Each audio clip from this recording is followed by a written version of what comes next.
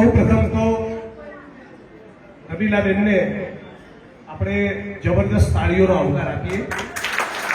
એમણે ફાઉન્ડેશન તો રાખ્યું હતું, પણ આપણને બધાને એકત્રિત પણ કર્યા.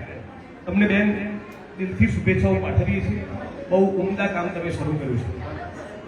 સૌ મંચ ઉપર ઉપસ્થિત સૌ વડીલો, બહેનો, યુવાન દોસ્તો અને બાળકો, આજે એ વાતનો આનંદ છે કે સમાજનો એક એવો ગરીબ વર્ગ જેની તરફ અમારા જેવા ચૂંટાયેલા નેતાઓનું અને સરકારી બાબુઓનું ધ્યાન નથી જતું, એવા ગરીબ વંચિત વર્ગની કોઈક માસૂમ ગરીબ દીકરી કે કોઈ દીકરો એ કદાચ ગણવેશથી વંચિત ના રહી જાય, કોઈ પાઠ્યપુસ્તકથી વંચિત ના રહી જાય, કોઈ નાની મોટી પાયાની સુવિધાથી વંચિત ના રહી જાય, એવા શુભ આશયથી બેન શ્રી રમીલાબેન ગેલોતરે જે રાહત ફાઉન્ડેશનની સ્થાપના કરી છે, એમના બદલ માટે ખૂબ જ દિલથી શુભેચ્છાઓ પાઠવું છું. ઓલરેડી 25 જેટલી દીકરીઓ અને દીકરાઓને એમણે સાચવી લીધા છે અને આ આંકડો આવનારા દિવસોમાં આપણે ઈચ્છીએ કે મોટો ના થાય, એટલા માટે કે કોઈ બાળકોને એવી જરૂરત ના રહેવી જોઈએ. ફાઉન્ડેશન મજબૂત થાય પણ ઓછામાં ઓછા બાળકોને મારી જોડે કે તમારી જોડે મદદ માટે આવવું પડે, એક એવી વ્યવસ્થા સમાજની અને વહીવટી તંત્રની ઊભી થવી જોઈએ. પણ હાલ એવા કોઈ લક્ષણો નથી, ત્યારે અનેક વિદ્યાર્થીઓ તમારી જોડે મદદ માટે આવશે, અનેક દીકરીઓ આવશે, અનેક દીકરાઓ આવશે, અને તમે ખૂબ પ્રેમથી બધાને આવકાર આપવાનો છે, મને પાક્કી ખાતરી છે. એટલા માટે તમારી વચ્ચે ઉપસ્થિત રહ્યો છું. એ બદલ તમે મને આમંત્રણ આપ્યું બદલ પણ આપનો ખૂબ ખૂબ આભાર માનું છું. ખાસ એક નાનકડી વાત કહેવા માંગુ છું કે જે માણસો સત્તાના સ્થાન ઉપર બેઠા છે એમના ચરિત્રને ખૂબ નજીકથી જોયા છે, અને જે માણસો સત્તાના સ્થાન ઉપર બેઠા છે એ કેવા પ્રકારના માણસો, એટલે તમને ખાસ રાહત ફાઉન્ડેશન ના તમામ હિસાબ કિતાબ દીવા જેવા ચોખ્ખા રાખજો. આ ભાઈ તરીકે તમને સલાહ આપું છું. મારી સાથે જેનો ફોટો પડ્યો એનો રિપોર્ટ આજે જ સાંજે આઈડીમાં જવાનો. મને કાર્યક્રમમાં બોલાવીને તમે તમારું સારું કર્યું કે નહીં મને ખબર નથી, મારી તો શુભેચ્છાઓ છે, પણ સામે જે ડાઘિયાઓ બેઠા છે એમનું બરાબર ઓળખું છું, એટલે ખાસ કહું છું તમારું પ્રોપર ઓડિટિંગ કરાવજો. સમાજના 5 વડીલ આગેવાનોને જોડે રાખજો, જે તમારી તાપસી પૂરે, તમારી સાથ પૂરે. બે વસ્તુ કડક કાનની બૂટ પકડીને તમને કહેવા જેવું હોય તો મનુભાઈ કે ડીએલ પરમાર જેવા મિત્રો તમને કહી શકે. કાનની બૂટ પકડીને ભૂલ થાય તો સ્વીકારવાની પણ આપણે તૈયારી રાખવાની. આ ઘરનું કામ છે અને હું દિલથી ઈચ્છું છું કે તમારી ખૂબ પ્રગતિ થાય. એટલા માટે આ મુદ્દે આપણે ખૂબ બધાએ કેરફુલ લેવાની જરૂર છે. આજે બીજું તો શું બોલવું મને સૂચતું નથી, પણ એટલા માટે તમને બધાને એક વિનંતી કરું છું, કરુણ વિનંતી,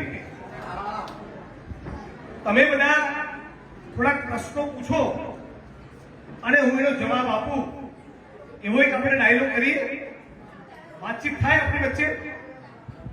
હું જાહેર જીવનમાં છું, ધારાસભ્ય છું, 2 વખત તો અનેક મુદ્દા ઉપાડતો છું, અનેક પ્રશ્નોમાં લડતો છું. તમારે મનમાં પણ કોઈ સવાલ હશે, મંચ ઉપરથી કોઈને સવાલ હોય, એન્કરિંગ કરનારા મિત્રોમાંથી કોઈને સવાલ હોય, કે સામે ઓડિયન્સમાં બેઠેલા તમારામાંથી કોઈને સવાલ હોય તો તમે કે સવાલ પૂછો. તમારી કોઈ લાગણી વ્યક્ત કરવી હોય, તમારા મનમાં કોઈ પ્રશ્ન હોય, વિધાનસભામાં મારે કોઈ બોલવા જેવી વાત લાગતી હોય, એ પણ તમે કહી શકો છો. થોડીક આપણે સવાલોની આપલે કરીએ તો મને લાગે છે કે મારે લાંબુ બીજું કોઈ ભાષણ કરવું એના કરતા શુભેચ્છાઓ તો એમને પાઠવી દીધી અને એમનું સરસ જ થવાનું છે. રાહત ફાઉન્ડેશનને પૂરી રાહત મળવાની જ છે, પણ એના સિવાય પણ આપણે કંઈક વાત કરવી હોય તો તમે કોઈ તમારામાંથી થડાવાળા મિત્રો સવાલ પૂછે તો મને જરાક સારું લાગશે. છે કોઈના કોઈ મનનો પ્રશ્ન વાત? બોલો આરોપી હાજર છે. જે પણ તમારા મનમાં પ્રશ્નો હોય, વિદ્યાર્થીઓના મનમાં, બહેનો આટલી બધી મોટી સંખ્યામાં બહેનો છે તમારા બધી, બીજું ચાલતું એવું આપો ચાલુ છે.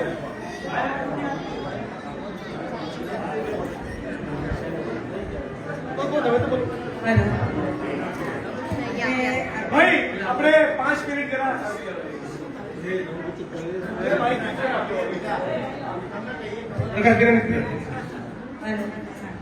આજે આપણે ઉપસ્થિત થયા છે રાહત ફાઉન્ડેશન, જે એજ્યુકેશનના લગતી બધું આજે છે એના વિશે હું કે 2014 થી કઈ લગભગ અત્યારે 2024 સુધી 93,000 ગવર્મેન્ટ સ્કૂલો બંધ થઈ ગઈ છે. તો એજ્યુકેશન એ મોસ્ટ ઇમ્પોર્ટન્ટ છે. આ છોકરાઓ જે આપણે એડપ્ટ કરવા પડે છે, તો ગવર્મેન્ટ સ્કૂલો સારી હોય, ત્યાં છોકરાઓને સારી સુવિધાઓ મળતી હોય તો આ નીડ ઊભી જ ના થાય. એટલે અને પ્રાઇવેટ સ્કૂલોની ફીઓ બહુ જ હાઈ છે. એટલે જેના ઘરમાં 2-3 હોય બાળકો, મેં ગવર્મેન્ટ સ્કૂલોમાં વિઝિટ કરેલી છે અમુક, તો એમાં જોઉં છું કે છોકરીઓની સંખ્યા બહુ વધારે હોય છે અને છોકરાઓની સંખ્યા બહુ ઓછી હોય છે.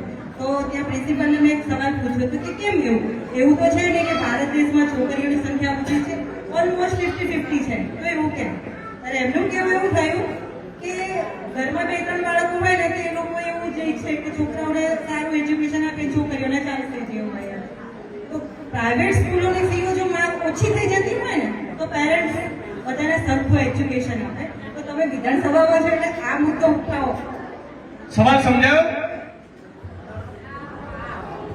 બેને એવો સવાલ પૂછ્યો કે આપણા દેશમાં 2014 થી આ 2026 આવી, આ 10-12 વર્ષના સમયગાળા દરમિયાન 93,000 જેટલી સરકારી સ્કૂલો બંધ થઈ ગઈ છે. મંચ ઉપરના મિત્રો અને છેલ્લી લાઈન સુધી બધા એક સાથે બોલો, કેટલી સ્કૂલો છેલ્લા 10 વર્ષમાં બંધ થઈ? હજી બરાબર અવાજ નહીં આવ્યો. બોલો, કેટલી સ્કૂલો બંધ થઈ? ચોગડો હાથ ઊંચો કરીને બોલો, કેટલી સ્કૂલો બંધ થઈ? આને કહેવાય અચ્છે દિન. 93,000 સરકારી સ્કૂલો બંધ થઈ. બેટા આ બાજુ અવાજ નહીં, હીરો આ બાજુ અવાજ નહીં. 93,000 સરકારી સ્કૂલો બંધ થવાના કારણે કોઈ બિલ્ડરો, પૂંજીપતિઓ, ઉદ્યોગપતિઓ, ધારાસભ્યો, સંસદ સભ્યો, મંત્રીઓ, IAS IPS અધિકારીઓ, એમના દીકરા દીકરીઓનું ભણતર બગડવાનું. એમના દીકરા દીકરીઓ ક્યાં ભણે છે? પ્રાઇવેટ સ્કૂલોમાં. મોંઘી ફી ચૂકવે છે. ઘરે શિક્ષક ટ્યુશન આપવા માટે આવે અથવા તો મોંઘાદાર ટ્યુશન ક્લાસીસમાં જતા હોય. આ 93,000 સ્કૂલો બંધ થવાના કારણે જે દીકરીઓ અને દીકરાઓ નહીં ભણી શકે, એ દેવી પૂજક સમાજના છે, એ ઠાકોર સમાજના છે, એ દલિત સમાજના છે, એ કોળી પટેલ સમાજના છે. આ કોના દીકરા દીકરીઓ છે? આશા વર્કર અને આંગણવાડીની બહેનોના દીકરા દીકરીઓ છે, જે લોકો ચણતર પ્લાસ્ટરનું કામ કરવા જાય છે, ઈંટોના ભઠ્ઠામાં જાય છે, કેમિકલની ફેક્ટરીઓમાં જાય છે, જે લોકો સિક્યુરિટી ગાર્ડ તરીકે નોકરી કરે છે.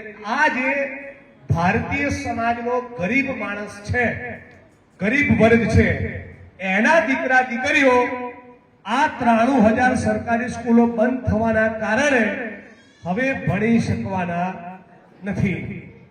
તો 1947માં દેશ આઝાદ થયા પછી 47 થી 57, 67, 77 સુધીની સરકારોને એવું ટેન્શન હતું કે આ બાજુ કોણ અવાજ કરે છે? દોસ્ત આ બાજુ અવાજ નહીં, બધા બેસી જાઓ.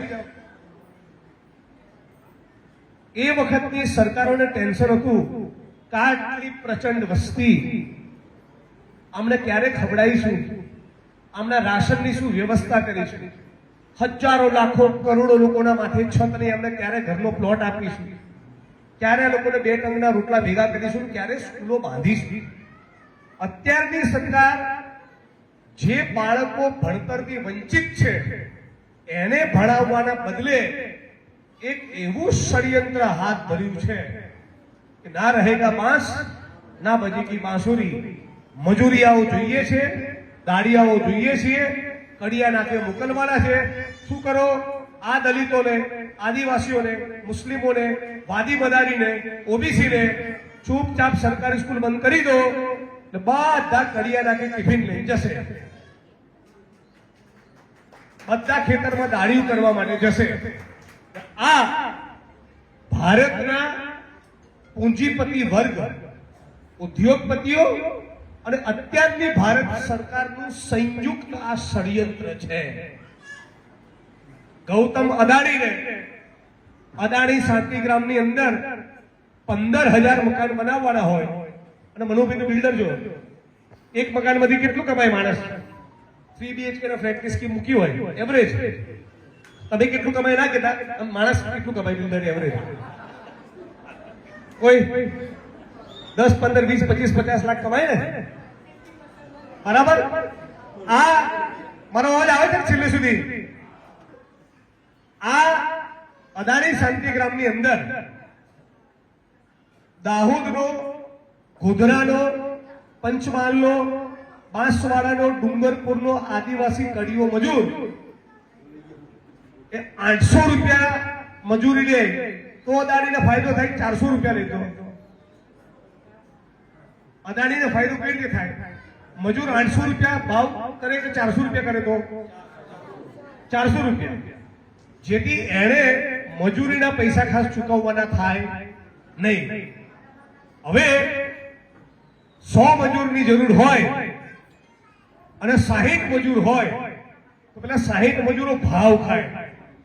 800 રૂપિયા પોસાતા નથી, 1500 આપે તો આવું ભાવ કરે કે ના કરે?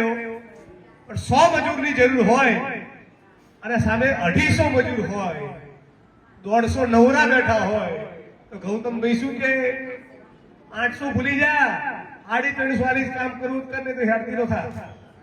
એક લાગે તો જેટલો મોટો મજૂરોનો વર્ગ એટલો પૂંજીપતિ વર્ગનો, ઉદ્યોગપતિઓનો, કોર્પોરેટ કંપનીઓનો નફો વધારે.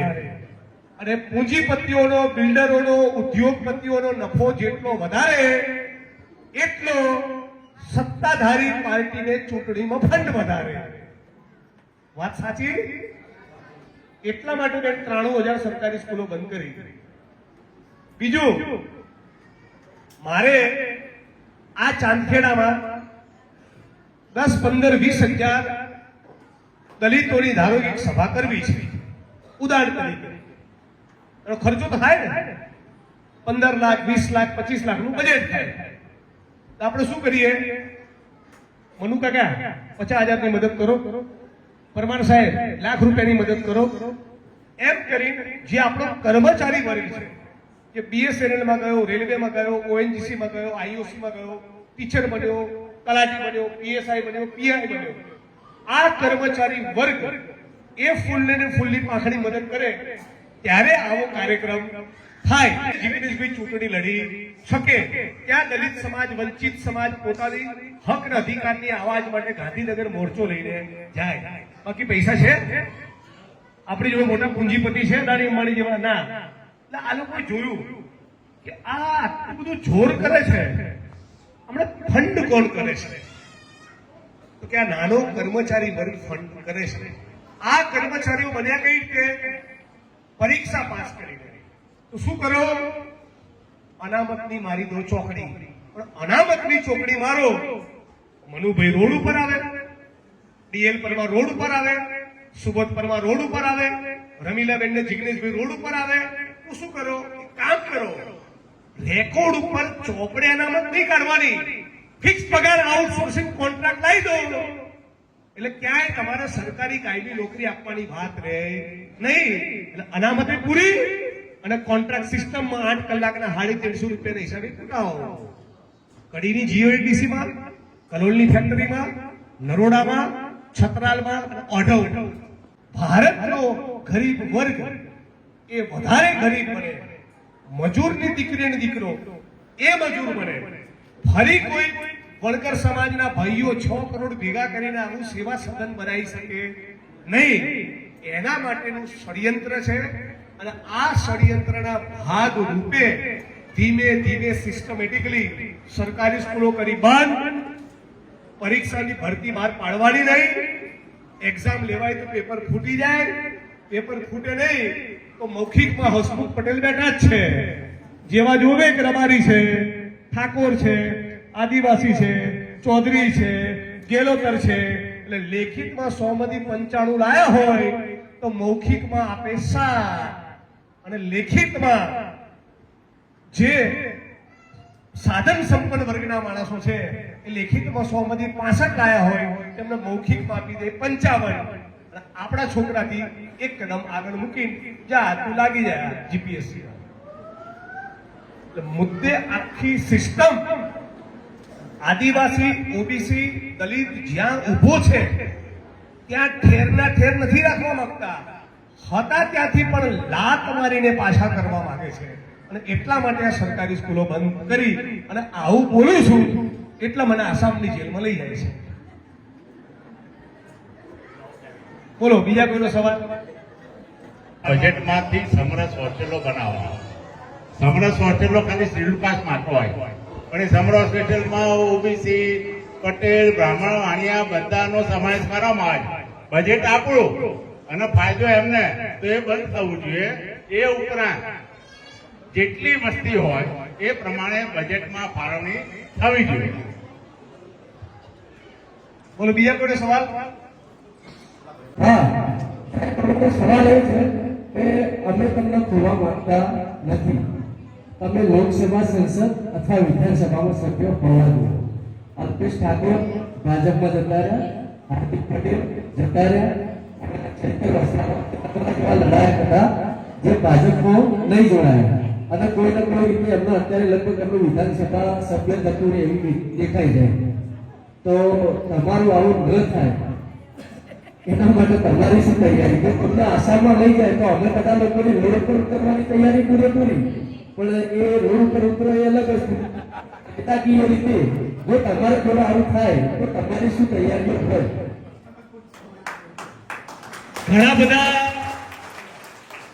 ઘણા બધા નેતાઓ એ લડવાનો અભિનય કરતા હોય છે. અમને લાગે કે બોલે છે, લડે છે, પણ ખરેખર માહિલિયામાં એ તત્વ હોતું નથી. મને જેવી ખબર પડે કે આ છોકરાને કારણ વગર કોઈ ડીએસપી એ ગાળ બોલી એટલે મારા સગા ભાઈને ગાળ બોલી હોય ને એવી મારી ખોપડી ફાટે. અને પછી ચૂંટણી સાઈડમાં રહે, વિધાનસભા સાઈડમાં રહે, પહેલા તો પેલા એસપી ને 6ઠ્ઠી નું ધાવણ કઈ રીતે યાદ કરાવું? આ જિજ્ઞેશ મેવાણી છે. હું રાજનીતિમાં ફક્ત ધારાસભ્ય બનવા, સંસદ સભ્ય બન્યા, મંત્રી બનવા, પેટ્રોલ પંપ લેવા, ગેસની એજન્સી લેવા, જમીનની ફાઇલ ક્લિયર કરાવવા, એને કરાવવા માટે નથી આવ્યા. હું મારી ઉઘાડી આંખ સામે જે પીડિત, શોષિત, ગરીબ, વંચિત વર્ગ છે, જે અત્યાચાર, અન્યાયનો ભોગ બનેલો વ્યક્તિ છે, એના જીવનમાં કઈ પરિવર્તન આવે એના માટે હું મેદાનમાં નીકળેલો છું. અને હું મેદાનમાં જ્યારે નીકળું છું ત્યારે બરાબર ધાર કાઢીને જ નીકળું છું. અને એની કિંમત ચૂકવવાની મારી તૈયારી પણ હોય છે. એટલે એ રિસ્ક, એ જોખમ તો રહેલું છે. પણ તમને જિજ્ઞેશભાઈની વાણીમાં આંખમાં સત્ય દેખાય તો તમારે આવી સરકારોને જડબાતોડ જવાબ જિજ્ઞેશભાઈનું નામ લે તો તમારે આપવો જોઈએ. આ જવાબદારી તમારી છે. પછી 52ની એવરેજથી રન માર્યા, 75ની એવરેજથી રમ્યો છે, ફૂલ બેટિંગ કરી છે, 35 થી 45 મારી જવાની અદ્ભુત વસૂલ કરી છે, ખૂબ સંતુષ્ટ છે. પણ ચૂંટણીનું રાજકારણ બચાવવા માટે દલિતોને ફાળવેલી જમીનમાં કોઈ ઘૂસેલું હોય તો એનો પરસેવો તો હું છોડાઈ દઈશ. વિધાનસભા સાઈડમાં રહેશે તો લોકસભા સાઈડમાં રહેશે. અને હું આવો છું એટલે જ તમને ગમે છું. બાકી માસ્તર મારે નહીં, ભણાવે નહીં, ધારાસભ્ય થઈ જાય, તમને નહીં મજા આવે, મને નહીં આવે અને તમને નહીં આવે. એ ગોળ ગોળ વસ્તુમાં મજા જ નથી. લડવાનું તાકાતથી લડવાનું, પ્રેમથી એવું કરવાનું અને સરકાર જોડે દુશ્મની બી એવી કરવાની. આઈ જા કાં તમે નહીં કાં હું નહીં, બાકીની જવાબદારી તમારી બધાની છે. તમને લાગતું હોય કે આવા માણસની ગુજરાતમાં જરૂર છે તો તમારા મારો સાથ સહકાર આપવાનો, તમારા મને ટેકો પૂરો પાડવાનો. હું તમને ઉના કાંડના દિવસે જેવો હતો આજે મારામાં કોઈ ફરક પડ્યો એ છું. રોજ સવારે નીકળું એટલે છરી ચપ્પા ધાર કઢાઈને નીકળું છું. બોલો નેક્સ્ટ કોનો સવાલ પૂછते हैं तो सस्ते महंगे की परवाह नहीं करते. ડાયલોગ છે ને વચ્ચે આવું કેમ બોલ્યો? એ ઇન્સ્ટાગ્રામની રીલ બને એટલા માટે. બીજા કોઈ શું તમને જવાબદારી સોંપી? જિગ્નેશ મેવાણીને સાચવવાની જવાબદારી સોંપી. તમને બધાને એક એક માણસને જવાબદારી મેં સોંપી. આ જવાબદારી તમે ઉપાડજો. બાકી ગુજરાતના 50 લાખ દલિતો, ગુજરાતના 14% આદિવાસીઓ, ગુજરાતના શ્રમિકો, મજદૂરો, ગરીબો અને સર્વ સમાજના લોકો, ખેડૂતો, પશુપાલકો, જ્યાં પણ અત્યાચાર હશે ત્યાં હું તમને મળીશ. મારા મત વિસ્તારના લોકોએ સાક્ષીપુર રહેવા છે. બોલો બીજું કોઈ બહેનોમાંથી કોઈનો સવાલ પૂછો. તમે બંને ભેગું કરીને સવાલ પૂછો.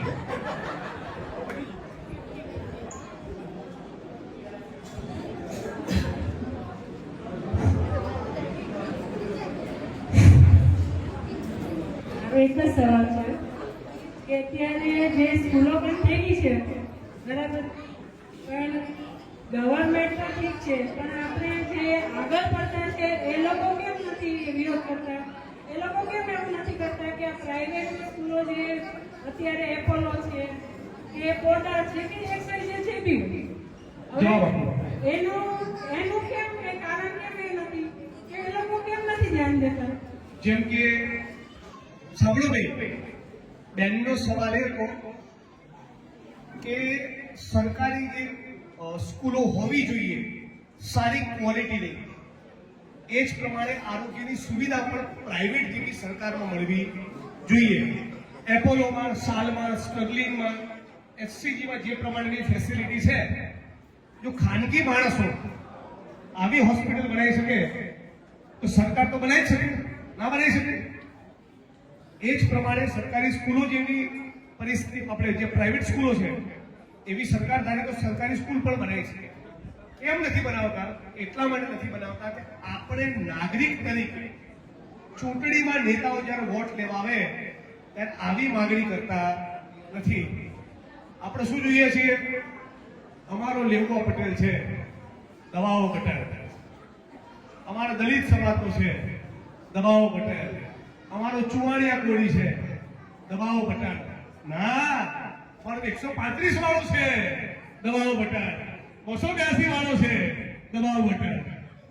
એટલે જયારે ચૂંટણી આવે ત્યારે આપણે નાગરિક રહેતા નથી, ત્યારે આપણે કોળી પટેલ, રબારી, રોહિત, વણકર આ થઈ જઈએ છીએ. નાગરિક તરીકે, ભારતીય નાગરિક તરીકે આપણી જે જવાબદારી છે, સત્તાના સ્થાન ઉપર બેઠેલા માણસને પ્રેશર આપવાની કે સારી ક્વોલિટીની સ્કૂલ બનાવી તો ઘેર જા, એ પ્રેશર આપણે આપતા નથી. સારી ક્વોલિટીની આંગણવાડી બને, સારા સરકારી દવાખાના બને. આજે હું મારા બનાસકાંઠા જિલ્લા કે મારા મત વિસ્તારની, બેટા આ બાજુ અવાજ નહીં કરો ભાઈ, કોઈ આ બાજુ દોસ્ત અવાજ નહીં કરો. બનાસકાંઠા જ્યાં મારો મત વિસ્તાર છે ત્યાં 35 લાખ લોકોની વચ્ચે અને એવી પરિસ્થિતિ ગુજરાતમાં બધે છે.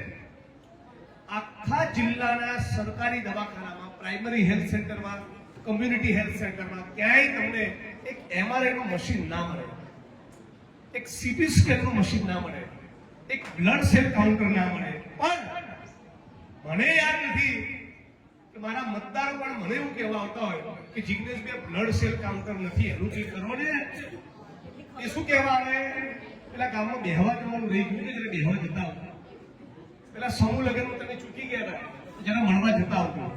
એટલે મતદાર તરીકે, નાગરિક તરીકે આપણે પણ જાગવાની જરૂર છે.